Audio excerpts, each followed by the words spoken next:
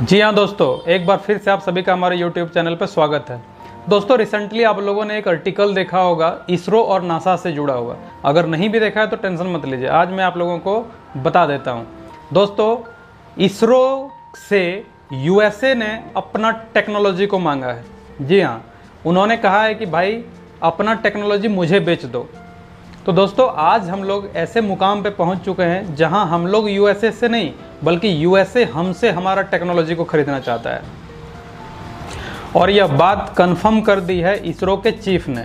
जी हाँ, इसरो के चीफ ने कहा है कि चंद्रयान 3 की डेवलपमेंट को देखकर अमेरिकी साइंटिस्ट जो भारत आए थे उन्होंने एक ऑफ़र दिया है, और वो ऑफ़र ये था कि आप अपना टेक्नोलॉजी हमें बेच दें। और इस बात को कंफर्म कर दिया है इसरो के चीफ S सोमनाथ ने। बिल्कुल ये हुआ होगा दोस्तों, क्योंकि इतनी बड़ी बात इसरो के चीफ जो है ऐसे ही रेंडमली तो नहीं ही बोले होंगे। बिल्कुल ये उन्होंने बोला होगा। इसरो का जो डेवलपमेंट है, चंद्रयान 3 का जो प्रोग्रेस को देखकर उन लोगों ने ये ऑफ़र दिया होगा कि आप अपना टेक्नोलॉजी हमें बेच दें, हम आपकी टेक्नोलॉजी को ख़रीदना चाहते हैं। और अगर आप हिस्ट्री पढ़ोगे ना तो आप देखोगे कि जिस तरीके से जितना भी नासा के द्वारा बाहरी देशों के साइंटिस्ट ने जितना भी नॉलेज और या फिर उनका टेक्नोलॉजी को काफ़ी ज़्यादा एब्जॉर्ब किया है, आपको जानकर हैरानी होगी कि नासा के जो इनिशियल साइंटिस्ट थे ना, उसमें से कई सारे जो थे वो जर्मन थे और नाजी जर्मनी के लिए काम करते थे। जब जर्मनी हार गया तो जो हिटलर के बहुत सारे साइंटिस्ट थे उन लोगों को ये समझ नहीं आ रहा था कि कहाँ जाएं। तो ऐसे समय में अमेरिका ने बहुत सारे साइंटिस्ट को अपने पास बुला लिया। ऐसे समय में बहुत सारे नाजी साइंटिस्ट को अमेरिका ने बुला लिया और बाद में नासा का प्रॉपरली फॉर्मेशन हुआ। में फॉरेन जितने भी साइंटिस्ट थे उनका नासा के फॉर्मेशन में एक क्रिटिकल रोल निभाया था। और बाद में भी अगर ओवर द ईयर आप देखेंगे तो कई सारे फॉरेन साइंटिस्ट को हायर किया है उन लोगों ने और अपने पूरा साइंस को डेवलप किया है। एक पूरी डॉक्यूमेंट्री बनाई गई है कि किस तरह से युगोस्लाविया का जो स्पेस प्रोग्राम था उनसे नासा के साइंटिस्ट बहुत ज़्यादा इंस्पायर्ड थे। और ऐसे समय में अगर भारत के इसरो के जो चीफ हैं वो अगर ऐसा स्टेटमेंट दे रहे हैं तो ये बिल्कुल गलत नहीं है। ऐसा बिल्कुल वो कर सकते हैं। उनका पहले से ये हिस्ट्री चला आ रहा है कि वो ऐसा करते हैं कि जब किसी के भी कंट्री का वो स्पेस प्रोग्राम या किसी भी तरीके का डेवलपमेंट देखते हैं और वो अगर ज़्यादा बेनिफिशियल होता है तो उसको वो हायर करना चाहते हैं, उसको खरीद लेना चाहते हैं। इस तरह से इसरो ने चंद्रयान 3 को लेके हर एक चीज़, रोवर हो चाहे लैंडर हो, जिस तरीके से और जितने कम पैसों में बनाया है, तो उस तरीके से देख के अमेरिका के जो नासा के साइंटिस्ट थे वो बिल्कुल ये चाहते होंगे और ये उन्होंने कहा होगा कि आप अपनी टेक्नोलॉजी को हमें बेच दो, क्योंकि वो भी यही चाहते होंगे कि शायद मैं भी अगर कम पैसों में इस चीज़ को डेवलप कर सकूं। बोले होंगे कि आपका टेक्नोलॉजी हमें चाहिए, हमें बेच दो। अब आप सोच रहे होंगे कि भाई हम लोगों ने ऐसा कौन सा टेक्नोलॉजी बना लिया जो अमेरिका जैसे देश जो हर एक चीज़ में सुखी संपन्न है उसे हमसे लेना की ज़रूरत पड़ गई है, हमसे वो मांग रहे हैं कि आप अपनी टेक्नोलॉजी हमें बेच दो। तो चलिए मैं आपको आगे बताता हूँ। USA के पास बजट का तो प्रॉब्लम है नहीं, उन्हें पैसों की कमी है नहीं, तो ऐसे समय में वो हमसे ये चीज़ को डिमांड कर रहे हैं कि आप अपनी टेक्नोलॉजी हमें बेच दो। आपको अगर हम इसके बजट के बारे में बात करेंगे ना तो आपको हाल फिलहाल में पता होगा कि इसरो का बजट को पिछले कुछ सालों में और भी ज़्यादा घटा दिया गया था। और अभी अगर इसरो का बजट का हम लोग बात करेंगे ना तो वो 10,000 से 11,000 करोड़ के बीच का है। जबकि वहीं पर अगर आप नासा का अगर ये बजट देखेंगे तो नासा में अगर कोई लोकल प्रोग्राम किया जाता है किसी भी तरीके का तो उसके लिए गवर्नमेंट, जो अमेरिका गवर्नमेंट है, वो अलग से पैसा उन लोगों को पे करता है। जबकि उनका अगर बजट का बात कीजिएगा तो लगभग $20 बिलियन के आसपास का है, जो कि भारत में अगर भारत के रुपीज़ की अगर बात करें तो 1,90,000 करोड़ के आसपास का आता है। तो ऐसे में भी अगर वो हमसे इन सारे टेक्नोलॉजी को डिमांड करता है तो बिल्कुल हमारे लिए तो ये तो बहुत ही गर्व की बात है कि हमने कुछ ही बहुत कम पैसों में इतने अच्छे टेक्नोलॉजी को डेवलप किया है, जो नासा जैसे स्पेस रिसर्च सेंटर जो है वो हमसे इन चीज़ों का डिमांड कर रहा है। आप पहले ये जान लीजिए कि इसरो के चीफ ने एग्जैक्ट क्या कहा है। उन्होंने कहा है कि ये बात अभी की नहीं है, ये बात अगस्त 2023 की है, जब लॉन्च करने का तैयारी कर रहा था चंद्रयान 3 का। उस समय जो नासा के बहुत सारे साइंटिस्ट थे जो भारत में आए हुए थे, और उन्होंने जब यहाँ का डेवलपमेंट देखा, उन्होंने देखा कि भाई आप लोग कर क्या रहे हैं एग्जैक्टली, आप चंद्रयान 3 का डेवलपमेंट कैसा हुआ, कितना काम हो चुका है, किस तरह का ये लोग प्रोग्रेस में है। और उनको जब हमारे सोमनाथ साहब ने बताया कि ये देखिए हमारा ये रोवर है, ये विक्रम लैंडर है, और इस तरीके से हम लोग चंद्रयान पे चांद पे जाके लैंड करेंगे, और इसके बारे में आप क्या कहना चाहेंगे। तो इसमें नासा के साइंटिस्ट ने एक ही वर्ड कहा कि मैं इस पर कुछ भी नहीं कहना चाहूँगा, कुछ भी ऐड नहीं करना चाहूँगा, नो कमेंट्स। आप जितना भी डेवलपमेंट किए हैं वो सुप्रीम है। आए थे ये नासा के एक बहुत ही मशहूर जेट प्रोपल्सन लेबोरेटरी से आए थे। जेट प्रोपल्सन लेबोरेटरी सुन के कभी आप ये मत समझ लीजिएगा कि एक कोई छोटा मोटा लेबोरेटरी होगा। ये नासा का एक बहुत ही इम्पोर्टेंट पार्ट है, और शायद इसके बारे में आप लोगों ने सुना भी होगा क्योंकि ये कैलिफोर्निया इंस्टीट्यूट का एक बहुत ही बड़ा पार्ट है। कैलिफोर्निया लेबोरेटरी इंस्टीट्यूट का एक इम्पॉर्टेंट पार्ट है जिसका पूरा नाम है jet propulsion laboratory of NASA. इन लोगों का काम है इंटरप्लानेटरी रोवर बनाना।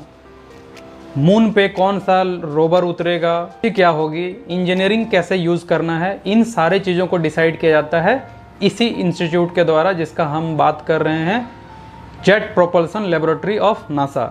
इसके अलावा नासा का जो डीप स्पेस नेटवर्क है, जी हाँ, नासा का जो डीप स्पेस नेटवर्क है उसका भी पूरा फंक्शनिंग जो है वो इसी से जेट प्रोपल्सन लेबोरेटरी से ही कंट्रोल किया जाता है। कहते हैं कि जेट प्रोपल्सन लेबोरेटरी जो है वो नासा का एक बहुत ही पावरफुल आर्म है जिसके थ्रू वो पूरा सिस्टम को कंट्रोल किया जाता है। और ये साइंटिस्ट जो आए थे भारत, वो इसी लेबोरेटरी से आए थे। इन्होंने जब यहाँ का टेक्नोलॉजी देखा, यहाँ के इक्विपमेंट देखे, जो चीज़ को यहाँ बनाया गया था, तो वे हैरान रह गए थे। उन्होंने कहा कि पहले तो आप लोगों ने ये जो इंस्ट्रूमेंट बनाए हैं ये इतना सुंदर दिख रहा है, और ख़ास बात उससे भी ज़्यादा उन लोगों को ये अट्रैक्ट किया गया कि भाई इतना कम पैसों में। उन्होंने कहा कि हम आपकी टेक्नोलॉजी से बहुत ही इम्प्रेस्ड हैं, और आप ये जो अपना साइंटिफिक इंस्ट्रूमेंट बनाते हैं ये इतने सुंदर हैं और इतने कम पैसों में आपने बनाया है, तो भाई आप हमें भी ये सिखाओ कि हम इतना कम में ये कैसे कर सकते हैं और इतने सुंदर सुंदर कैसे बना सकते हैं। नासा के साइंटिस्ट दो चीज़ देख रहे थे। सबसे पहले जो उनके आंखों के सामने था वो सुंदर सुंदर इंस्ट्रूमेंट, ठीक है, और दूसरा उसका कॉस्ट, कि इतना कॉस्ट में इतना इफ़ेक्टिव इंस्ट्रूमेंट बनाया गया था हमारे इसरो साइंटिस्ट के द्वारा। कहा कि आप ये जो टेक्नोलॉजी, आपकी पूरी टेक्नोलॉजी है, इन चीज़ों को हमें बेच दो ताकि हम भी इस तरह के इंस्ट्रूमेंट को सस्ते कॉस्ट में और इतने सुंदर सुंदर बना सकें। दोस्तों, अगर ये सारी चीज़ें जो है ना, वो ऐसा ही होता है कि अगर जब कोई अमीर देश या एक सिंपल पर्टिकुलर पर्सन का भी अगर आप बात करेंगे ना, जो ज़्यादा पैसा वाला होता है और जो चीज़ें उसे पसंद आ जाता है, तो वो यही सोचता है कि मैं पैसों से इन सारी चीज़ों को खरीद लूँ। हमारा देश, हालांकि अभी ऐसा कोई भी रिपोर्ट नहीं आया है कंफर्मेशन के लिए कि ऐसा किसी भी ऑफ़र को भारत ने स्वीकार किया है, और करे भी क्यों हम लोगों के पास पैसा नहीं है। अरे भारत इतना आगे बढ़ चुका है कि हमें भी इन सारे चीज़ों को सोचने की ज़रूरत नहीं है। ये चीज़ जो है, इसमें सालों का साइंटिस्ट का मेहनत होता है, उसका लगन होता है, जो उन लोगों ने पसीना बहाया होता है, उन सारे चीज़ों को एनालिसिस होता है, और उनके बाद ये चीज़ें डेवलप होती है। तो इन सारे चीज़ों को बेचना कहीं ना कहीं गलत है, और हमारे साइंटिस्ट ने ये क्लियर कर दिया कि हम लोग अभी फ़िलहाल ऐसा कोई मूड में नहीं है, क्योंकि हमें वैसा भी भिखारी नहीं है, हमें पैसों की ज़रूरत है नहीं। जब ज़रूरत, कोई भी देश जो है बेचना नहीं चाहता अपनी टेक्नोलॉजी को। हाँ, आप ये कह सकते हैं कि नासा का जो रोवर है वो भारत के रोवर से काफ़ी ज़्यादा एडवांस है, काफ़ी ज़्यादा उसमें टेक्नोलॉजी है, काफ़ी ज़्यादा फंक्शन उसमें ऐड है जो कि हमारे यहाँ के रोवर में नहीं है। तो बजट भी वैसा ही है हमारे यहाँ का, अगर बोले खर्च, तो उससे लगभग वो 50-60 गुना ज़्यादा खर्च रहता है उसके द्वारा, तब जाके उस सारे फैसिलिटीज़ को उसमें ऐड किया जा सकता है। कि अमेरिका के पास पैसों की कोई कमी नहीं है, लेकिन एक समय ऐसा आएगा जब अमेरिका का इकोनॉमिक कंडीशन उतना स्ट्रॉन्ग नहीं रहेगा, उतना अच्छा नहीं होगा, तब इनको भी ये अल्टरनेटिव्स ढूंढना पड़ेगा कि किस तरह से हम लोग भी कम कॉस्ट में इन सारे चीज़ों को डेवलप कर सकें। जब आप हर एक मिशन में इतने सारे पैसे खर्च करेंगे तो कहीं ना कहीं अगर देश का इकोनॉमिक कंडीशन इतना अच्छा नहीं होगा तो एक समय आएगा जब आपका गवर्नमेंट भी अपना हाथ खड़ा कर देगा कि भाई हम इतना पैसा नहीं दे सकते। जैसे आपको अभी सबसे पहले ही इस वीडियो में बताया कि हाल फिलहाल में इसरो का बजट को भी घटा दिया गया था। तो इसके लिए आपको फ्यूचर को देख के आपको ये चीज़ अल्टरनेटिव ढूंढते रहना पड़ेगा कि हम कम कॉस्ट में इन सारी चीज़ों को कैसे डेवलप कर सकें। कहीं ना कहीं जो नासा के साइंटिस्ट हैं उनके दिमाग में भी ये चल रहा है कि हमें अपने कॉस्ट को कम करने की ज़रूरत है, क्योंकि वो भी पता है उनको कि अगर हम ऐसे ही खर्च करते रहेंगे तो एक समय हमारा देश भी हमारा सपोर्ट करना बंद कर देगा, हमारा बजट कम कर देगा। हर एक देश जब इतने लो कॉस्ट में बना सकता है तो भाई आप क्यों नहीं बना सकते।